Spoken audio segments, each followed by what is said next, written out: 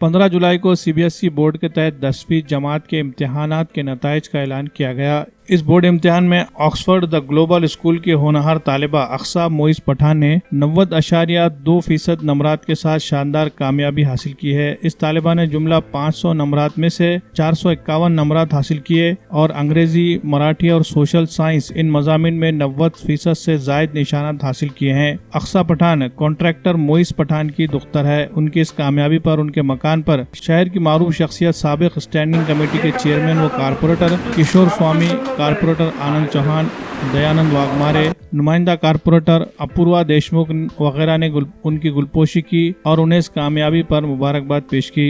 अक्सा पठान ने अपनी कामयाबी के लिए अपने वालिदैन और असातिज़ा की कोशिशों को अहम बताया और मुस्तकबिल में डॉक्टर बनने का अज़्म जाहिर किया। इनकी इस कामयाबी पर वालिदैन और रिश्तेदारों में खुशी का इजहार किया जा रहा है। मेरा नाम पठान अक्सा है, ऑक्सफोर्ड द ग्लोबल स्कूल से, और मुझे 10th में 90.2% मिले हैं।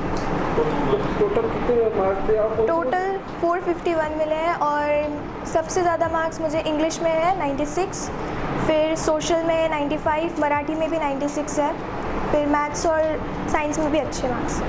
किस तरह से पढ़े थे? कुछ नहीं, बस नॉर्मली जितना चाहिए उतना करते थे। किसको देना चाहते थे इसमें? पापा, मम्मी, स्कूल के टीचर्स, सर, प्रेसिडेंट सर, सबको। पापा मम्मी कैसे गाइडेंस करते थे आप? पापा मम्मी तो हर तरह से सपोर्ट करते थे और बोलते थे कि ज़्यादा मेहनत करो, अभी इतने आए तो और आगे भी नीट के लिए अच्छे से प्रिपेयर करो। आगे तो अभी नीट की प्रिपरेशन करके फिर डॉक्टर ही बनना है, MBBS में ट्राई करेंगे। उनको तो बस कि अभी लॉकडाउन में पढ़ाई तो हो नहीं रही है तो और ज़्यादा पढ़ाई करें, अच्छे से इम्प्रूव करें अपनी स्टडीज़ को। बस नहीं, डिप्रेशन में आने की बात ही नहीं है। अब जितनी मेहनत करेंगे उतना तो मिलना ही है, कम मिलो ज़्यादा मिलो।